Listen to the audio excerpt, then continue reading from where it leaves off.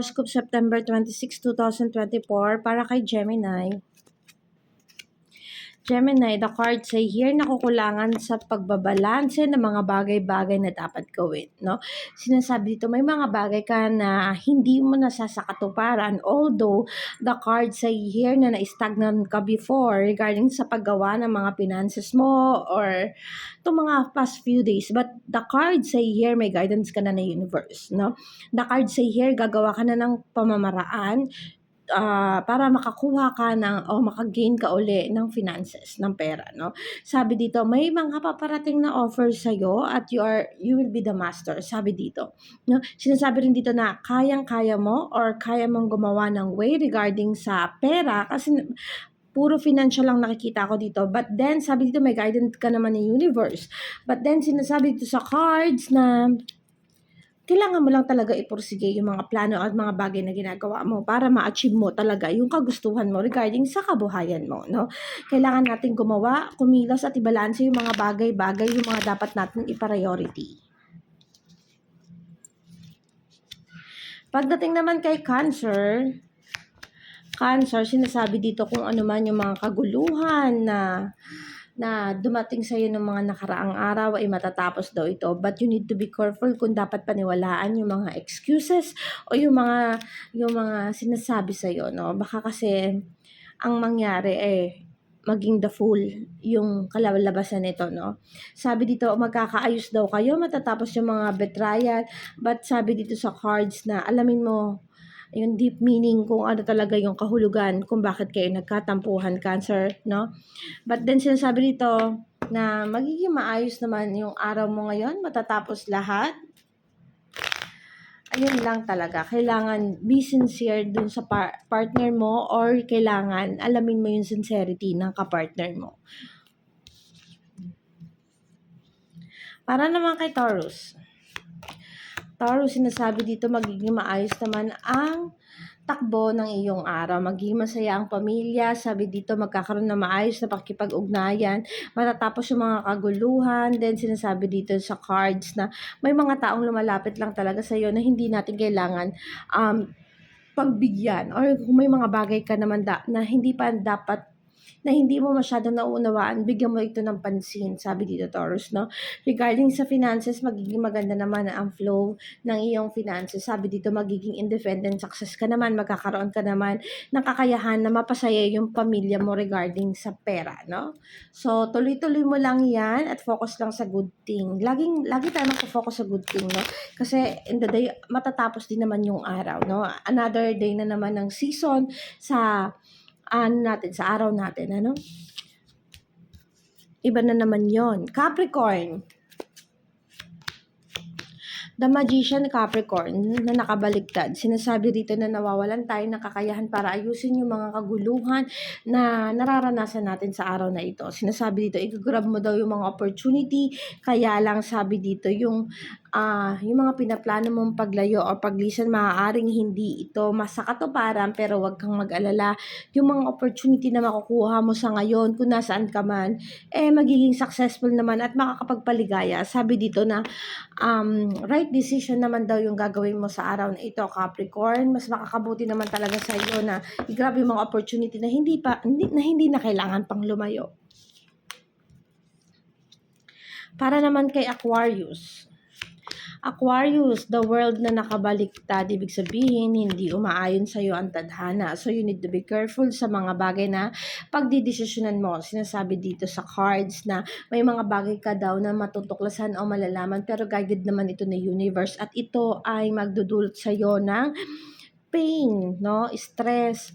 But then sinasabi dito na bumabaliktad yung mundo mo. Ba't kailangan natin harapin, Aquarius, yung katotohanan, no? Kailangan natin tanggapin kung ano yung realidad ng buhay, kung ano talaga yung para sa iyo.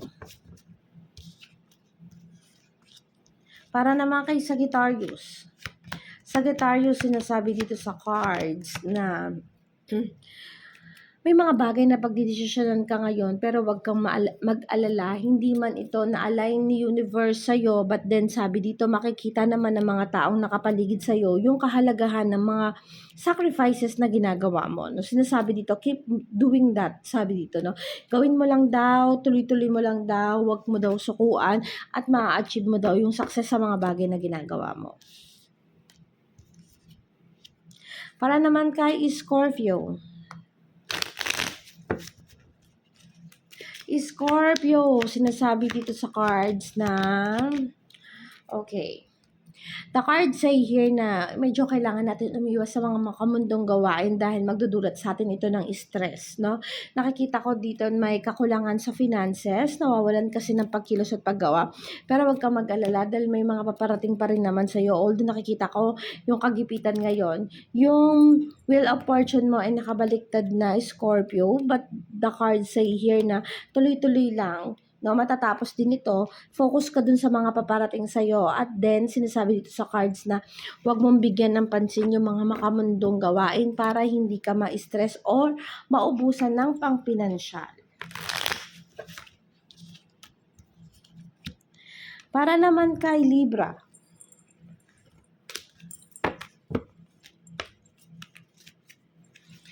Libra, the cards say here na hindi mo kailangan lumayo or umiwas, no?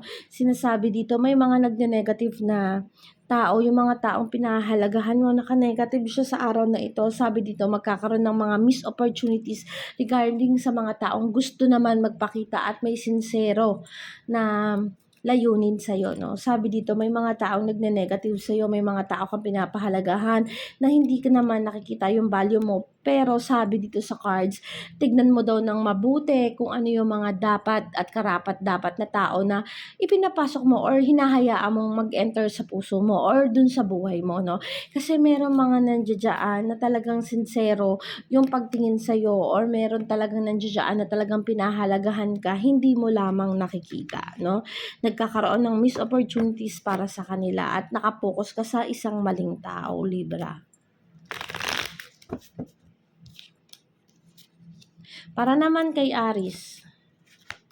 Aries, sabi dito, hindi ka daw mabibigo, Aries, sa mga bagay na ginagawa mo. Sinasabi rin dito, Aries, sa araw na ito, magiging matalino ka sa pagdidesisyon or magiging matalino ka. May mga bagay ka daw na susukuan o bibitawan pero it doesn't mean natalunan ka kung sumuko ka. Sinasabi dito sa mga bagay na pakakawalan mo is nakakapagpabigat sa'yo, kaya binibitawan mo. Magiging matalino ka sa pagdidesisyon, sinasabi dito, at gagawa ka ng mga pamamaraan para maiangat mo ulit kung ano yung mga bagay na kailangan mong gawin or maiayos ulit kung ano yung kinakalagyan ng status mo sa araw na ito. Para naman kay Virgo. Virgo, sinasabi dito sa cards na desidido ka daw sa mga bagay-bagay. Desidido kang makuha yung mga opportunity paparating sa'yo, which is maganda, no? Okay naman ito. Sinasabi lang dito sa cards na may mga bagay kang dapat na isantabi para makapag-focus ka sa new beginning mo, no? Sa bagong opportunity na paparating sa'yo. Sinasabi dito sa cards na ilaban mo daw ito dahil magbubunga ito ng maayos at mas maganda sa kinakalagyan mo. So kung ikaw yung tipo ng tao, Virgo, na gusto mo mag-change ng environment, gawin mo. Kung gusto mong maglumipat ng trabaho for better, gawin mo kasi daw sinasabi sa card na mas makakabuti at mas magiging maayos yung kalagayan mo. Pisces. The cards say here na okay.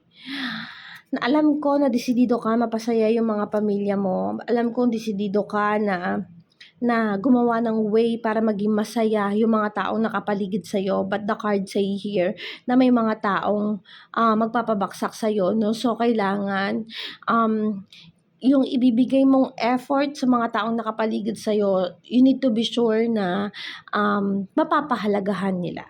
Or sabihin natin na maa-appreciate nila, kundi kalalabasan mo itong the fool, yung nagsakripisyo ka sa wala. Then the cards say victory na hindi masasakatuparan, no? Baka kahit ibigay mo yung mga the best mo, kung may mga tao talagang hindi nakakita yung kahalagahan mo, masasaktan ka lang, mararamdaman mo lang yung pain, no? So be wise, tapos lagyan mo ng limitation yung mga bagay na ibibigay mo dun sa mga taong nakapaligid sa'yo. Kasi kapag buhos tayo, baka ma-take for granted nila. Yun yung sinasabi ng cards, no? Pag binigay mo yung lahat-lahat sa'yo, ma-take for granted ka ng mga taong nakapaligid sa'yo, maabuso ka. Para naman kay Leo. Leo, the cards say here na tuloy-tuloy lang daw, ilaban mo lang daw yung mga bagay-bagay. Sinasabi dito sa cards na matatapos yung mga betrayal na nangyari sa'yo. No? Sinasabi dito ng mga nakaraan, wala ka daw guidance ng universe, but still now, magiging maayos pa rin naman. Mag-ingat lang daw sa paggastos ng pera dahil may pagkagastosan na hindi karapat-dapat. Although sinasabi dito, independent success ka naman, independent ka naman pagdating sa finances, magkakaroon ka ng kakayahan na mabili mga bagay-bagay, but you need to be sure na worth it yung mga pagkakagastusan mo, no? Sinasabi dito, ituloy-tuloy mo lang, pursue mo lang daw yung magandang nangyayari sa buhay mo kasi maganda rin yung kalalabasan, no? Ituloy mo lang, hindi naman daw mapupunta sa wala yung mga bagay na pinaghihirapan mo, Leo. At ito lamang po ang aking daily horoscope. Salamat po sa mga sumusubaybay, tumatangkilik, fa-follow po, pa-share, and thank you so much.